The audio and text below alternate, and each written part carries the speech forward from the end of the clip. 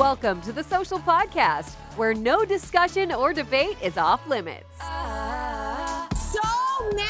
So many familiar faces, and this is what I say is Friday energy. Yes. Familiar faces. Speaking of, we are thrilled to have investor and entrepreneur Arlene Dickinson on the panel today. This is your first time on the panel with us, right? No, I've been on before. Oh, you have? Not memorable? No, maybe I wasn't here. It's not you, it's me. No. I probably wasn't here.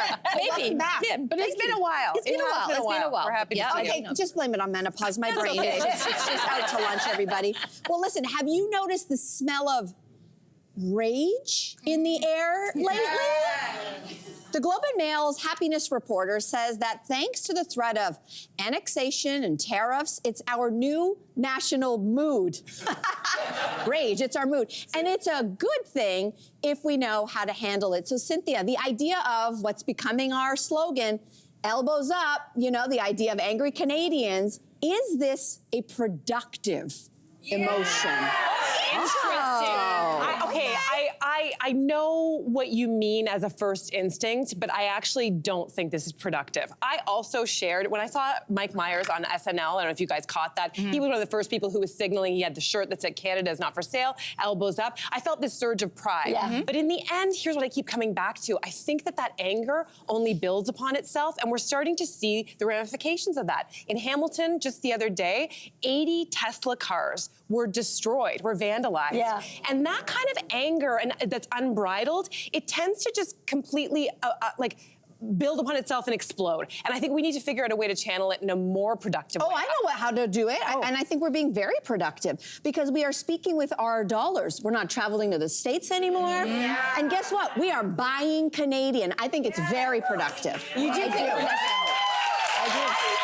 I hear what you're saying because I feel like we could be a little smarter about it, like play the long game and be a little more strategic, be stoic about it. You know, I like a slow and calculated revenge. Say more. You know, like this. Otherwise, it turns into like playground mentality. That's like right. You're dumb. No, you're dumb. No, you're dumb. Where I want us to be smarter. Like living well. That old saying is the best revenge. Like let's show them the better side of us. It's like rather than acting like them. Yeah. You know. Yeah. People want to be angry right now. Arlene, what do you think about this? Oh, I think, first of all, I think never underestimate a Canadian. You know, we're ever. I mean, we rise to the challenge. I also think anger is only good if you channel it into something. So anger on its own is not good. But, you know, we need to be confident, we need to be calm, we need to be clear-headed, and we need to absolutely go and defend ourselves. And I think about it not as elbows. Elbows up to me isn't fists up. There's a big difference. You know, fists up is about, you know, like, let's go out and fight. This is elbows up. We belong here. This is our land. Defending this is our ourselves. place. We're defending ourselves. So I feel very strongly that, you know, if we have to fight, we of course will. But right now, it's about being confident and saying, this is our country, back off. Everybody at the table is making valid points, but as a black woman, I have a slightly different perspective. Now, while as a proud Canadian, I love the elbows up. I love that we're all coming together. But historically, if you look at black people, we have been, you know, oppressed, raped, murdered, wrongfully accused, and that anger has enacted a lot of change. Just think about George Floyd. Everybody around the globe got angry about what happened to him, and we saw a lot of change. But then if you take what's happening right now in the United States, where you have a current administration who is deliberately doing things to one particular group, and that's black people. I'll just give you a few examples. Like in the Arlington National Cemetery website, they're deleting all black and Latino military members who served, right? They've also canceled Black History Month, right? Donald Trump has talked about them wanting to make sure that all police officers cannot be prosecuted no matter what they do. All things that feel like dog whistle things to get our group very angry. But at the same time, a lot of black people online are like, don't take the bait, because you know what they're trying to do. Anger is great, but if anger is misdirected, it can actually work against you. And they can use that to oppress you, they can use that to provoke anger and destabilize us, to control us, and to also distract us from the real issues. So while anger is good, you have to be very mindful that your opponent is not using it to control you. That's right. So I think it's something we have to think about, because historically, we know how that is. And maybe to that Saturday, there is an event called Elbows Up, which is all about celebrating Canada and all about the positive things that we can talk about and all about the things that we can be proud of. So I think it's a family event, it's free, and we're going to sing, and Jim Cuddy's going to talk about and sing about Canada, and I think that's really to counter that anger is pride, right? Pride. Yeah, beautiful. We're gonna shift to Selena Gomez because she opened up on Hot Ones about the old man tendencies she's picked up from Only Murderers co-stars Steve Martin and Martin Short. So she reads the news. She eats the same chicken salad for lunch every single day. So let's hear it, Mel. What's your old man tendency? Okay, this one might surprise you. I don't think there's an old man in you at all. Oh, yeah. There's an old man in here, and it looks like, and it sounds like this.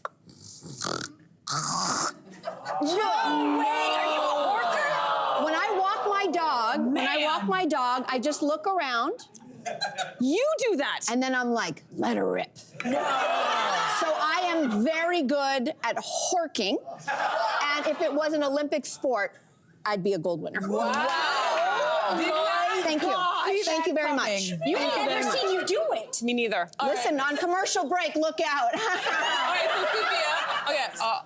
All right, so Cynthia, what are your old man tendencies? I have so much old man energy. I clear my throat a lot in the morning. I do old man noises, just kind of like grunting and groaning. I do a lot of movement. And then I also will say that my old man energy is looking at women in a not so wholesome way. On a regular basis. Does that count? Are you catcalling? Does that count? Are you catcalling? No. I might catcall you. You know what you're doing? You're looking over your head. That's right. Like one of those. Oh my gosh. All right, what about you, Jess? Do you know what? I find myself rubbing my beard a lot, like this. I'm doing my pants, after dinner. Complaining about restaurants being too loud. Complaining about music, they just don't make music the way they did in Mozart's age. Like that kind of. For me, it's complaining as well. I'm constantly complaining about traffic like an old man. I'm like, the traffic in the city is ridiculous. What does the city do? And I'm also always complaining about the music. These kids today, this music is garbage. It's back in my day. I'm like, when did I turn into this person? Also, I like the thermostat nice and cold. Do not touch it. If you need to be warmer, put on a sweater. Don't touch my thermostat. I'm becoming that person. Arlene, what do you think? Well, first of all, I'm an older woman, and this is an ageist conversation. So, what is up with that, you guys?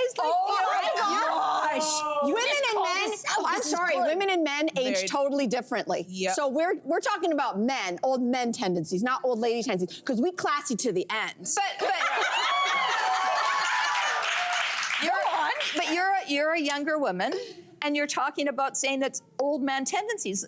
You're doing it as a younger woman, so it has nothing to do with ages. I love the idea of leaning into my older self. I both in my man side and my woman side, and I have both of them. To me, there's both the annoying qualities of getting older and the beautiful ones. So when I say an old man thing, I'm thinking about the kind of I just don't give any F's left. Hands Element of that. I really man-spreader right now. You can't see, but that's not maybe just as you get older, I'm just saying, you become a little more confident in yourself, and you don't give a red rat's ass what everybody thinks about you. exactly. Arlene, I love everything you said, but please say that to any older man, I'm looking at you, Dad, that lets him rip no matter who is around, because that's not cool no matter what age. Yeah, well, that's just rude. That's any age, exactly. Well, how could you say that to me?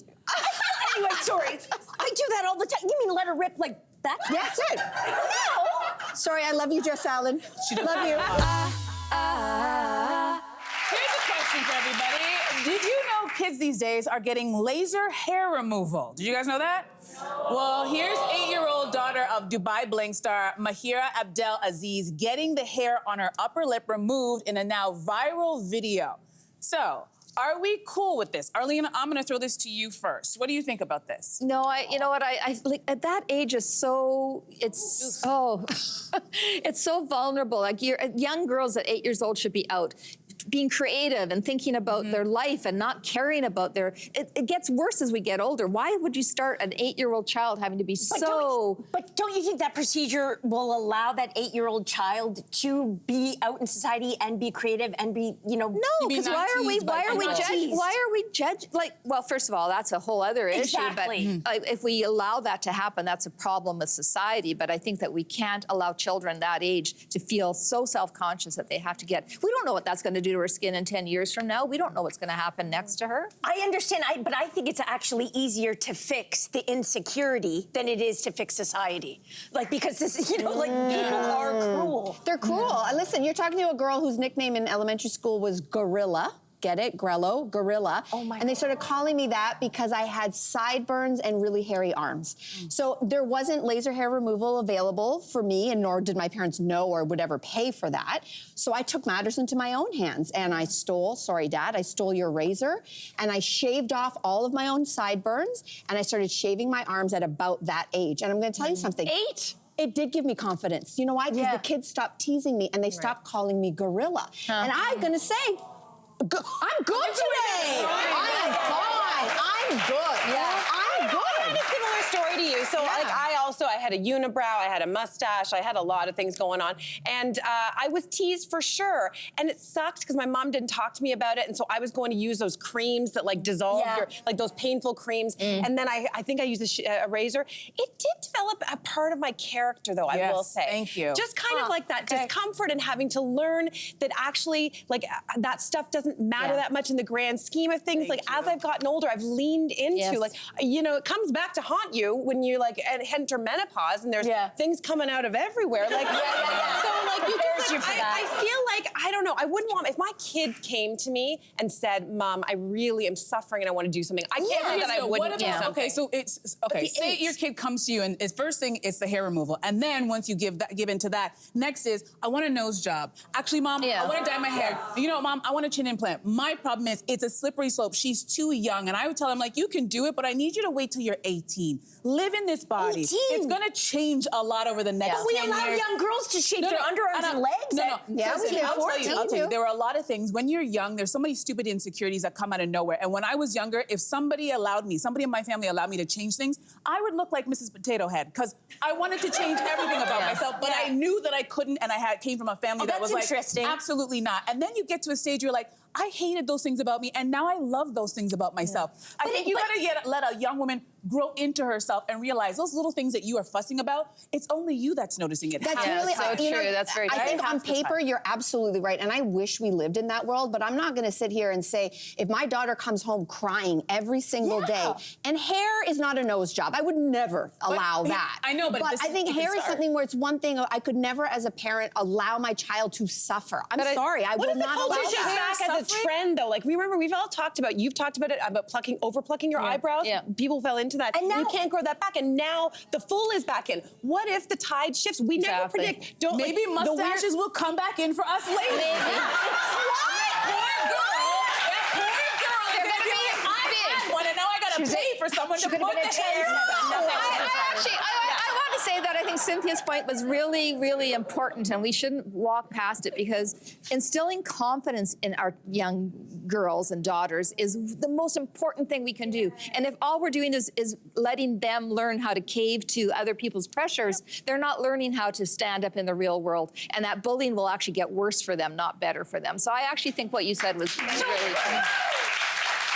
I totally agree, but I do feel like a young girl with a full-on mustache, you guys would be fine. Like, we wouldn't. Kids can be really, really cruel. Exactly. Kids we really, take ours off. But wait a second. So what happens to the girl who's getting teased because her skin's too dark? What do we tell that young girl? Because the kids, if we bench everything that they tease you about, you can't and your change hair's that. too nappy, You're bleaching what are you gonna it. do? Well, no, you can't change that. But we're talking about hair removal. We're not talking about skin color. I know, but if we're going to take what the kids are going to tease you about, it's a little bit. It can get a little tricky. Yeah, you can remove your hair, but suppose they're teasing you about something that you cannot change. Then what? Well, then that's an entirely different conversation. I think that's comparing apples and oranges. We're talking no, it's all about something. your physical. No, we're talking about your physical and what you look like. We're talking about your physical. Yeah, like you can. What if brushing your your teeth was taboo and having dirty teeth. So if 2 kids in the schoolyard or 4 kids in the schoolyard tease you about something, your parents should be like, we're changing it. We're changing absolutely not. But if you have a child who continuously comes home and let's say maybe they're 10, maybe they're 11, maybe they're 8,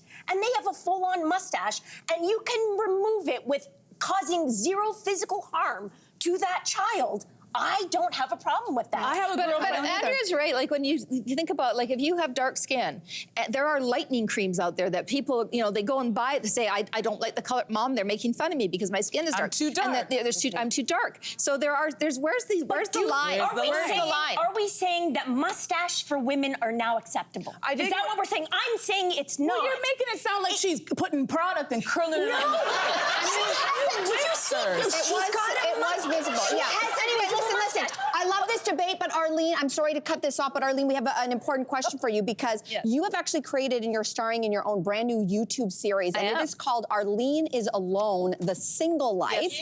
And in fact, we love this. We love that you have our own Jess Allen in a little cameo on one of your episodes.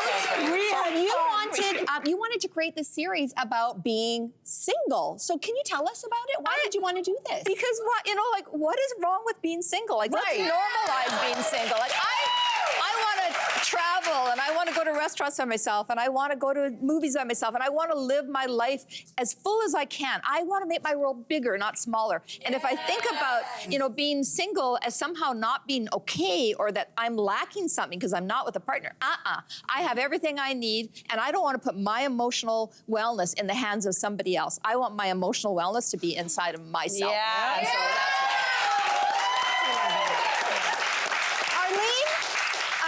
Captain Canada will call you as well. I know you've got your event tomorrow that you'll be a part of, and what a pleasure to have you back on the show. That's awesome.